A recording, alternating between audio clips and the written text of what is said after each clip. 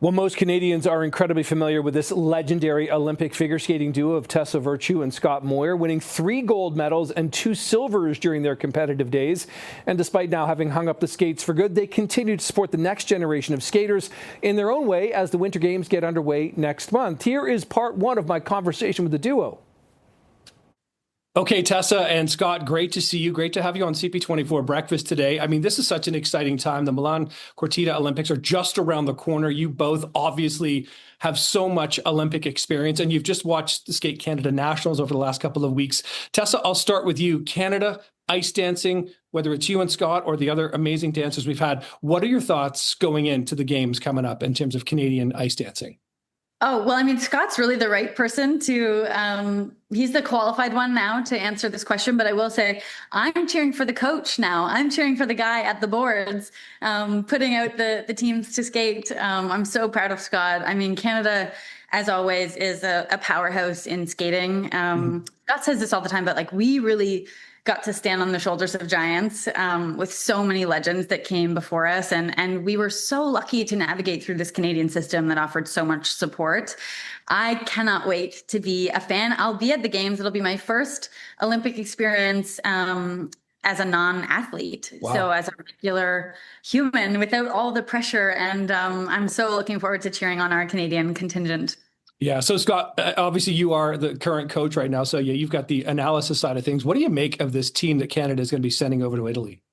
It's a great team. I'm very excited. First of all, I'm just honored to be part of it as a coach. But just to be there to support my athletes is going to be a huge honor for me. But I think that's a very hungry, really good team going over. Obviously led by Piper and Paul, our ice dancers that are going to have a shot at the medal. So we'll be cheering them on, but it's going to be good. We got some really great young skaters, the 2024 world champions. So let's see what Canada can do. We're going to be a threat on the ice yet again. It is that. It's one of those events of the Winter Games which Canada rallies around, right? Even if you're not necessarily the biggest figure skating, ice dancing fan, Canadians just sort of connect with it, watch it. You see it in the ratings. So Tessa, back to you. The fact that you're going to be, watching, from the stands, what will you be looking for in terms of the athletes and what they're bringing on the ice? Because you will have been there. You've had that spotlight on you. Yeah, I mean, spotlight is a great way to describe that. It's the world's biggest stage. It is a pressure cooker. And so the way that I look at it now is through that lens of how have athletes strategically prepared themselves mentally to be at the top of their game? How are they managing their energy? How are they, corralling their team to sort of rally around this shared vision and purpose? They have worked tirelessly for years, sometimes decades, to get to this one moment. In skating, it's just mere minutes on the ice when everything is on the line. And I hope that, and Scott, I'm curious, as a coach too, but I hope that as a viewer at home, I get to see athletes seize that opportunity, seize the moment with conviction and confidence, and then also give themselves a little bit of grace to simply enjoy it. It is the opportunity to celebrate all of that hard work. It's really joyous and special. Yeah, Scott, the athletes you coach must be just taking in every word you say based on your experience, your background. Depends on the day. I'm a pretty wild energy in the rink. Tessa can remember when we were training together. But I think I've dialed that up actually as a coach, and we go into the rink and have a lot of fun. So I don't know if they're hanging on every word, but they're definitely throwing back just as much sarcasm as thrown at them.